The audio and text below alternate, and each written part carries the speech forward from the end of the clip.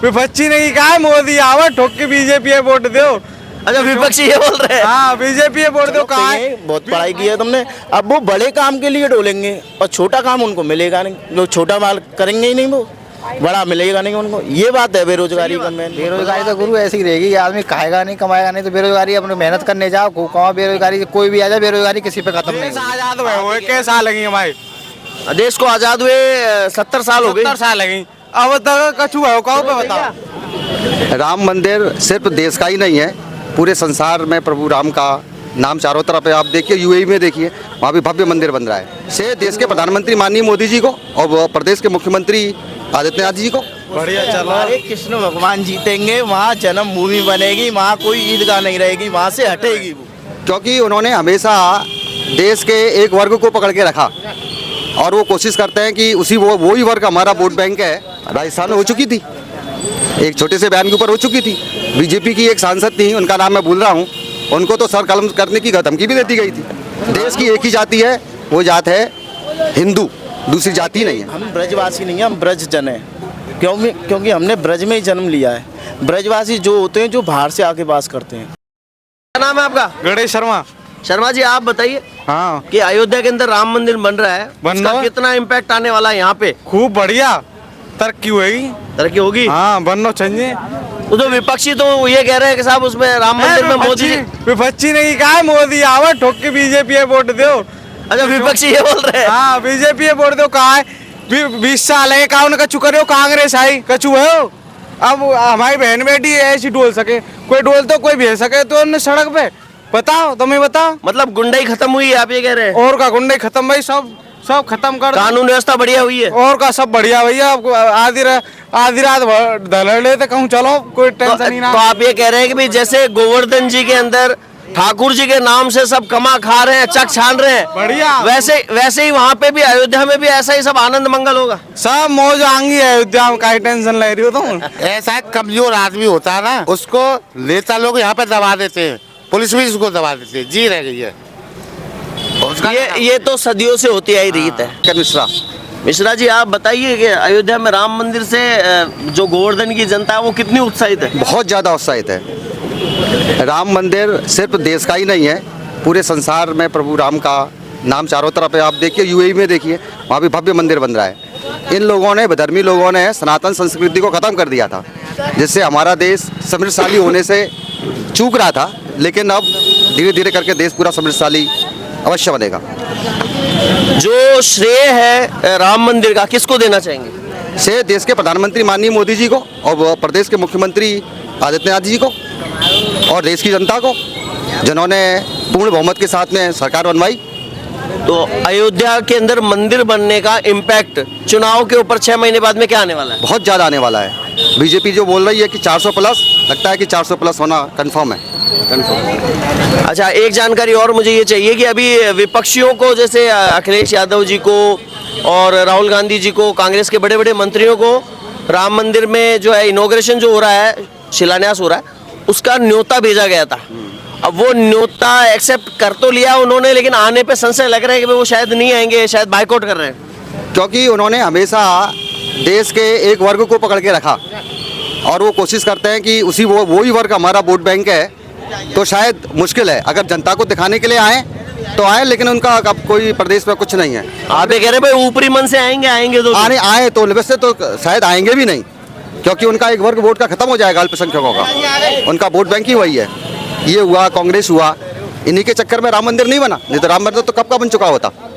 आपको लग रहा है राजनीति जो है वो की गई राम मंदिर को लेके, जानबूझ के लटकाया गया? बहुत ज़्यादा, मतलब रोड से लेके कोर्ट तक सरकार, हर सरकार ने यही किया। कांग्रेस तो पूरा, और समाजवादी पार्टी ये चाहते ही नहीं थे।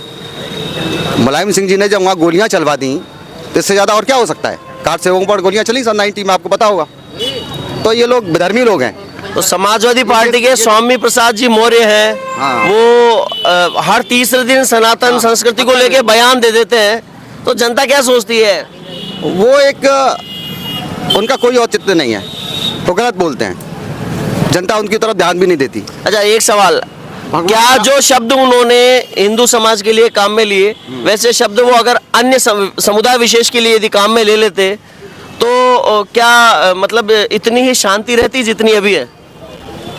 ये तो शायद तो सब लोग जानते हैं, बहुत भयंकर शांति हो जाती। राजस्थान में हो चुकी थी, एक छोटे से बयान के ऊपर हो चुकी थी। बीजेपी की एक सांसद थी, उनका नाम मैं भूल रहा हूँ, उनको तो सर कलम करने की धमकी भी दे दी गई थी। नूपुर शर्मा की बात है। नूपुर शर्मा वो बीजेपी की सांसद तो नहीं थी, मतलब बीजेपी की, हाँ, तो कोई बीजेपी की मतलब कोई भी हो, देश में कोई भी हो, तो इन्होंने देखा ही एक पक्ष को है, सिर्फ वोटों के लिए। इन्होंने देश की संस्कृति के बारे में नहीं सोचा, देश की पुरानी धरोहर के बारे में नहीं सोचा। तो ये धर्मी लोग हैं, अब इनका अंत आ गया है, समाप्त हो गए। जनता देश की पहचान चुकी है, हर वर्ग का लोग पहचान चुका है। तो अभी जातिगत जनगणना का मुद्दा भी इन्होंने खूब उठाया। कोई फायदा नहीं उसका। देश की एक ही जाति है, वो जात है हिंदू, दूसरी जाति नहीं है। तो आपको लग रहा है भाई हिंदुत्व की काट के रूप में जातिवाद को प्रस्तुत किया जा रहा है? जातिवाद चलेगा ही नहीं। ये पहले मंडल कमंडल भी लेके आए थे। हाँ, 90 के इनका कोई फायदा नहीं, ये जनता को गुमराह करते हैं और भ्रष्टाचार में लिप्त रहते हैं। इनको यह है कि अब जनता को गुमराह करो, एक वर्ग को दूसरे वर्ग के साथ में लड़ाओ और अपनी सत्ता पर काबिज रहिए। इनका ये सिर्फ यही काम है, दूसरा कोई कार्य नहीं है। और जनता देश की पहचान चुकी है, हर वर्ग का आदमी पहचान चुका है। अब इनसे सब लोग विमुख हो गए। हमारे व्यूअर्स को क्या मैसेज देना चाहेंगे आप? किसको? हमारे व्यूअर्स को जो देख रहे हैं आपको, उन्हें आप क्या मैसेज देना चाहेंगे? उनको संदेश ये है कि देश एक सही डायरेक्शन में, सही दिशा में चल रहा है, इसलिए देश के साथ चलें। सबसे पहले देश है, बाकी हम देशवासी हैं बाद में। आजाद हुए कैसा लगी हमारे देश को आजाद हुए 70 साल हो गए। 70 साल लगी, अब तक कछु है कहो पे बताओ।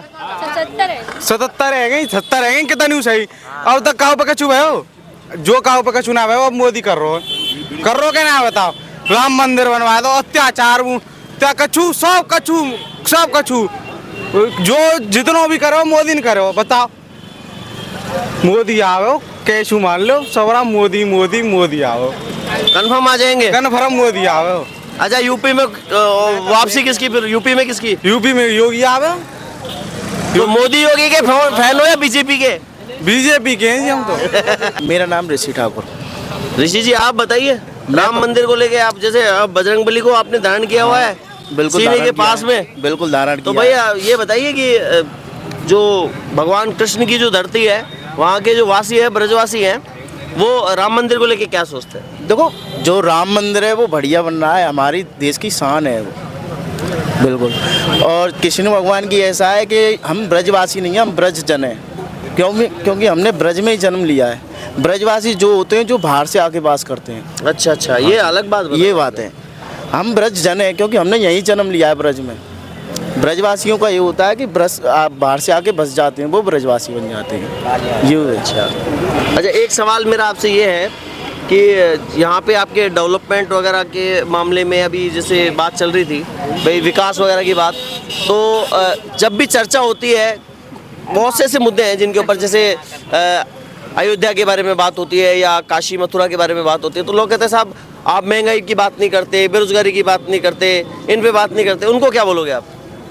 जी बेरोजगारी का अब इधर देखो, इधर बहुत से काम कोई, अब तुम घर में रहो तो ये काम अच्छे कर दो तो दो काम तो गलत होंगे। दो काम बढ़िया करेंगे जब तो एक अच्छे करें, बुरे करें और 20 काम मैं कह रहा हूँ अच्छे करे जाने। ये काम गलत कर दो तो कागो तो गलती सब पे जाए। अच्छा, हाँ, तो आपको लग रहा है भाई ये जो छोटी मोटी गलतियां हैं बेरोजगारी में, आप छोटी मोटी कोई गलती ना है। बेरोजगारी यही कहाँ है? बेरोजगारी है कहाँ है?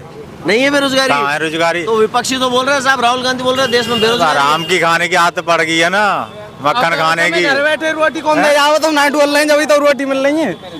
अच्छा, आपका क्या नाम भैया? दिलीप ठाकुर। हाँ, दिलीप ठाकुर। दिलीप जी आप बताइए, क्या बताओ। ये अभी जो बेरोजगारी पे भाई साहब कह रहे थे भाई, राहुल गांधी जी वो कहते हैं, बोले साहब देश में बेरोजगारी बहुत हो गई है, महंगाई बहुत बढ़ गई है, क्या सोचती है जनता? सही है बात? बेरोजगारी तो गुरु ऐसी ही रहेगी, आदमी खाएगा नहीं कमाएगा नहीं तो बेरोजगारी, अपने मेहनत करने जाओ कमाओ। बेरोजगारी कोई भी आ जाए, बेरोजगारी किसी पे खत्म नहीं होगी।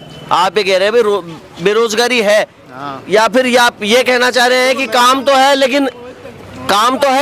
लेकिन लोग करना नहीं चाह रहे? काम तो है, सब काम है, लोग करना नहीं चाहते हैं। बेरोजगारी तो कोई खत्म नहीं कर सकता, बेरोजगारी है। इनका एक सीधा नियम है कि इनको बड़ी नौकरी चाहिए और छोटी नौकरी ये कर नहीं सकते, इसलिए बेरोजगारी बढ़ रही है। 25 साल तक आदमी सरकारी नौकरी के पीछे भागता है, उसके पास स्किल्स वगैरह कुछ नहीं रहता है, तो वो वहीं पे अटक जाता है, ना उसके पास स्किल। अब कहता है बेरोजगारी, बेरोजगारी ऐसे बढ़ती है। फिर 25 साल हो गए, अब यार तैयारी करी है उन्होंने, बहुत काम किए हैं, चलो कहिए बहुत पढ़ाई की है तुमने, अब वो बड़े काम के लिए डोलेंगे और छोटा काम उनको मिलेगा नहीं, जो छोटा माल करेंगे ही नहीं वो बड़ा मिलेगा नहीं उनको। ये बात है बेरोजगारी का मेन मतलब आप ये कहना चाह रहे हैं भाई लोगों की सोच ऐसी हो गई भाई बड़े बड़े गाँव जो और बड़े बड़े लड्डू खाऊं। हाँ, ये बात है सीधी। छोटा काम, सरकारी नौकरी के पीछे भाग रहे हैं युवा। हाँ, सरकारी के पीछे। अच्छा, वो बाबूजी ये भी कह रहे थे, बोले साहब यहाँ पे गोवर्धन जी महाराज नहीं दे रहे, सब अपने कर्म से खा रहे हैं। देखो ऐसा है, बाबूजी का कहना क्या है, अगर ये बताओ, अगर हमारे यहाँ ये गिरिराज जी नहीं होते तो बाहर से यात्री ना आते, और ना आते ये ई रिक्शा चल रहे हैं, इनको यात्री तो चला रहे हैं, ये कहाँ से चल जाते फिर। और ये होटल बना रखे हैं बड़े बड़े, ये कहाँ से चल जाते। ये सब गिरिराज जी की कृपा है, सब जी की वजह से हो रहा है। जो रोजगार मिलता है गिरिराज जी की कृपा से मिल रहा है। गिरिराज महाराज की जय। अच्छा, मथुरा के अंदर जो है वो शाही ईदगाह विवाद और कृष्ण जन्म स्थान विवाद चल रहा है, उसके सॉल्यूशन के बारे में क्या सोचते हैं आप? बढ़िया उसमें चलो। हमारे कृष्ण भगवान जीतेंगे, वहाँ जन्मभूमि बनेगी, वहाँ कोई ईदगाह नहीं रहेगी, वहाँ से हटेगी वो, सीधा नियम ये है। और ये हटेगी, हटानी चाहिए और हटेगी। राम मंदिर के बाद हमारा भी नंबर हो है। अच्छा, आपका नंबर है? हाँ, हम ही बनेंगे। हमारे कान्हा जी हमारे बनेंगे, कान्हा का गिरिराज भी बनेगा ना, और कोई ना। ज्ञानवापी के लिए क्या कहोगे? ज्ञानवापी, काशी विश्वनाथ और ज्ञानवापी मस्जिद वाला मुद्दा भी चल रहा है। हाँ, तो महू राम मंदिर बने हो, ज्ञान वहाँ भी। वहाँ राम मंदिर नहीं, शिव मंदिर, वहाँ पे भगवान भोलेनाथ है। हाँ, शिव मंदिर बनेगो वहाँ ना। भोलेनाथ के मुद्दे निकल मुसलमान ने तो सब जगह ते भगाए दो, हिंदू हिंदू रहेंगे, हिंदू राष्ट्र बनेगा। अरे नहीं। हाँ, अखंड भारत।